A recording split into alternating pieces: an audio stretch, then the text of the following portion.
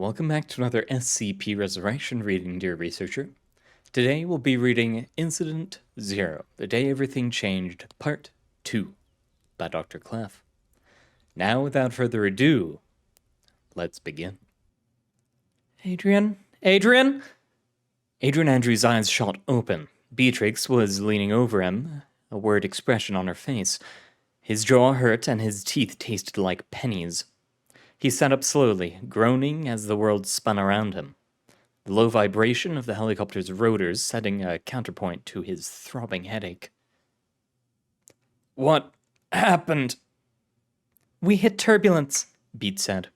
You hit your head. I think you're fine, but I want you to lay still for a moment. No, what happened? Adrian repeated. Beats nodded. Volcanic explosion, she said. The world outside was on fire, casting a lurid scarlet light into the helicopter's interior. Yellowstone Mountain must have erupted. If it was volcanic, we'd be dead, Adrian insisted. This is existential. He struggled to his feet and leaned over the pilot's shoulder. Pilot, switch to channel Theta Prime. Sir, there is no channel Theta. The pilot took a second look at the comms console, and suddenly, there it was, an 11th channel along with the 10 marked on the dial. Switching to channel Theta Prime, he said, flipping the switch.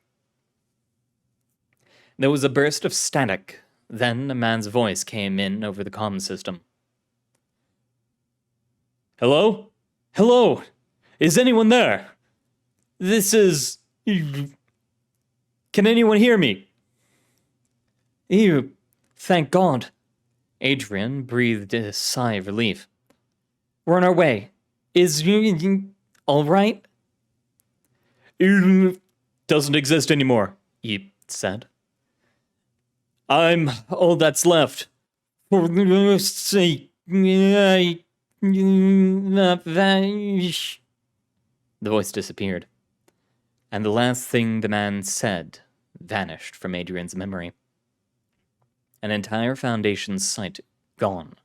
A man whom he was sure had been a close friend, now no longer existed, had never existed. He couldn't even remember his name. The signal disappeared in a burst of eldritch feedback. A brief click and the dial set itself back to a number that existed in reality. Sir, the pilot said, what do we do now? The only thing we can do, Adrian thought. Inform the O5 Council that we've just had a CK-class restructuring event, he said. And get us on the ground somewhere safe as soon as possible. There might still be a chance to save something. The room was in chaos. It was the distinctly surreal kind of chaos that occurs when everyone knows that something horrible has happened, but no one remembers what it was. There was, however, one person who did know. He sat in his chair, silently reviewing his notes, waiting for the chaos to die down. Which it finally did, when the nondescript person at the head of the table wrapped a gold-plated fountain pen against the mahogany surface. 10, report, one said, once the noise had died down. 10 was a slender, bookish man with olive-colored skin and long, ebony black hair done into a shoulder-length braid. He was known as the quietest member of the Overseer Council, the one who attended every meeting, took notes, and said nothing. Some of his colleagues wondered what his actual job was. They would find out today. Let me start at the beginning, 10 said. We have established that the likely cause of the event was a researcher at the site who was doing research into anomalous effect miscability. In English, please? Elephant demanded. He was combining SCPs and reporting on the results, 10 went on. He was working on improvements to SCP-2000. Wait a minute. Back up, 9 interrupted. There is no SCP-2000. The Special Containment Procedures directory only goes up to SCP-999. It does now, 10 smiled grimly. It didn't 3 hours ago. We've lost over 2/3 of the SCPs we had in containment. That's impossible, one of the O5s shouted. How the hell could there be a containment breach of that magnitude when...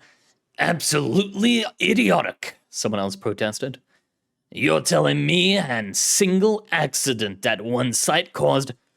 Silence, one barked. Silence. For the past 30 years, this man's job has been to watch and wait exactly for this kind of event to occur, one said sternly.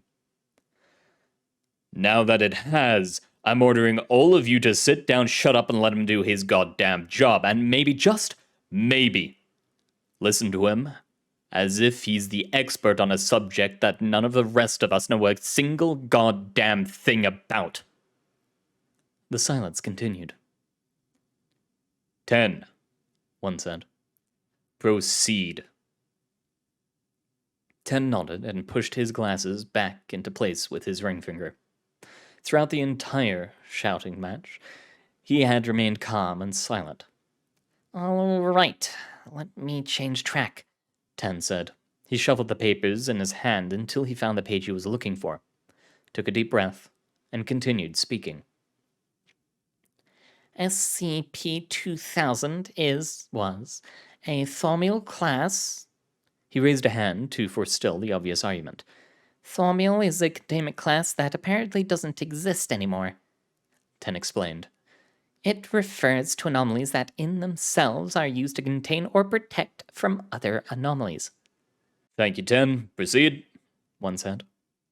SCP-2000 was an emergency system designated Deus Ex Machina, 10 said, arbitrarily choosing a tense. The system was designed to trigger upon detection of a world-altering event. The way it works is a bit complicated, but it comes down to a series of cloning devices and mind control systems that can repopulate the Earth after a K-class event with cloned human beings with implanted false memories. You're saying a CK-class restructuring event was caused by a human cloning device? 9 asked. Of course not. But SCP-2000 was the final failsafe in case of human extinction. In order to keep the system safe in case of a temporal or reality-altering event, the entire thing was placed in the most existentially secure site on Earth, inside Yellowstone Mountain, right above the Bloom. 10 raised his hands to forestall yet another chorus of complaints and questions. The Bloom is a black box SCP, he continued. It's one that, up until this point, has been known only to 4 overseers. Myself, 1, 2, and 13. It's a reset button for the universe. 10 is oversimplifying, of course, one said curtly. Given the time constraints, I don't feel that I had time to get into the whole transuniversal time flower and multiversal observer aspect of the artifact, 10 said calmly. All anyone else needs to know right now is that the Bloom seems to be the separation point between several different versions of possibility.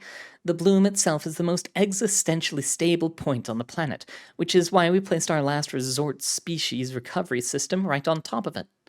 Eventually, 10 continued, Yellowstone Mountain happened to also be a massive supervolcano which is tectonically unstable and is overdue to erupt, which is why Dr. Null was assigned to finding a way to duplicate the Bloom's protective effects elsewhere, in the hopes of either removing or duplicating it at a more stable position. Unfortunately, something seems to have gone wrong. Rather than holding different parallel universes apart, the Bloom is now drawing them together. There weren't Scranton reality anchors around this thing? 9 asked.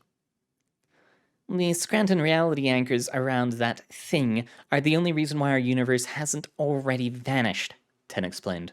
If I may.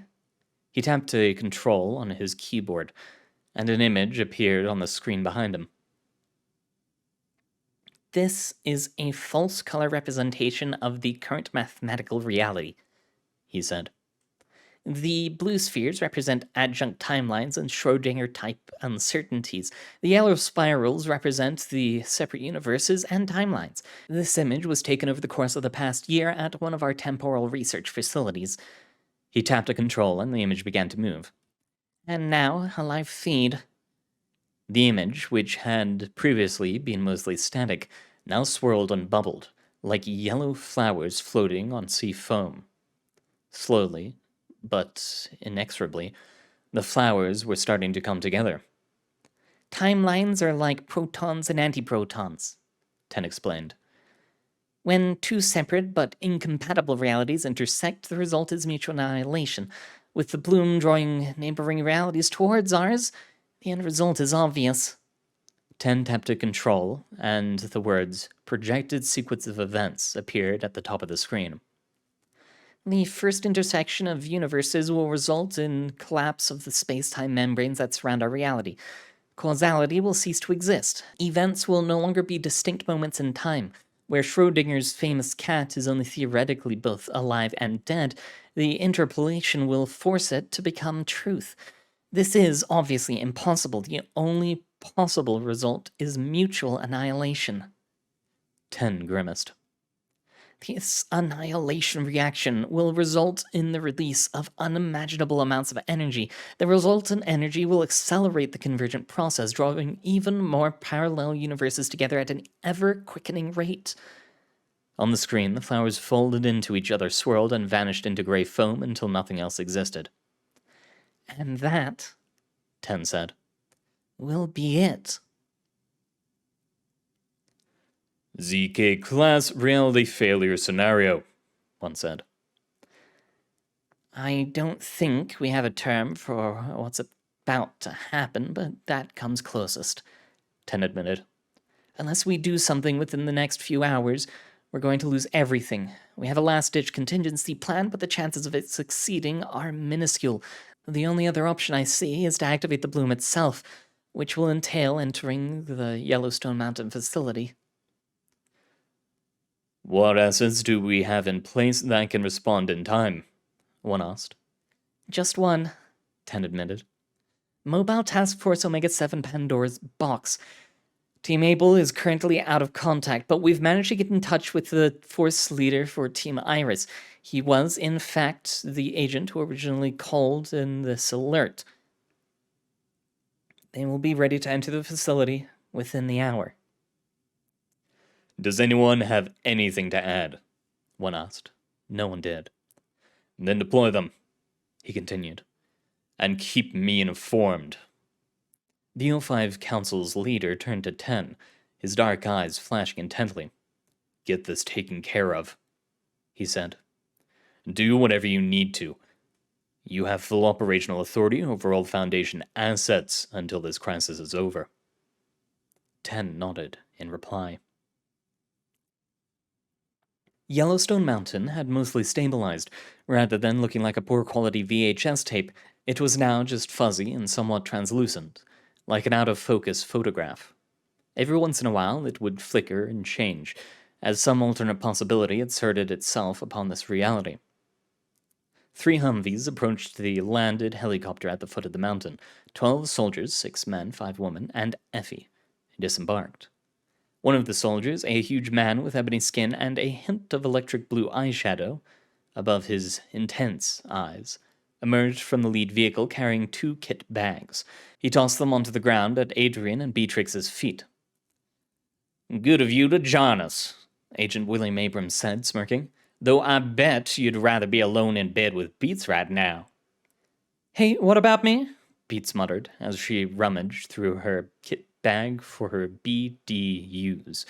She carelessly stripped off her trench coat and nightgown, traded them for her combat gear. I was promised breakfast in bed, she said, pulling a large gray sports bra on over her head. Really? Damn, girl, you've got him wrapped around your little finger, Billy said, grinning. It's where I prefer to be, Adrian said. He too had stripped and was trading in his tuxedo print boxers for a much more sedate pair of dark gray skivvies. What's the situation with Team Able? Don't know, Bill admitted. We're still trying to get in contact. They were inside the facility when the event occurred. Damn, Adrian muttered, pulling on a pair of gray digital camouflage trousers. All right, guys, load up for a close quarters battle. I want you and Effie on rifles, someone else take SMGs or carbines. Medium armor, no point in getting killed for some monster from another dimension while trying to fix a temporal anomaly. What about me? 11 pairs of eyes turned to look at SCP-105. The blonde teenager stood in the doorway of the helicopter, clutching her silver pistol case. I don't have my kit, but I can help. Non-Omega 7 personnel will not participate in this operation, Adrian said curtly. Adrian, those are my friends. Non-Omega 7 personnel will not participate in this operation, Adrian repeated. Pilot, get this SCP object back into containment as soon as possible. If it gives you any trouble, you are authorized to tase it and take it back home unconscious. Adrian deliberately did not look as he heard the girl begin to sob. He kept his eyes locked on his gear as he heard Beats lead SCP-105 back into the helicopter, heard the rotor spin up, and felt the vehicle take off behind him. Damn, Billy said. That was fucking cold. Right now, she's a liability, not an asset, Adrian snapped.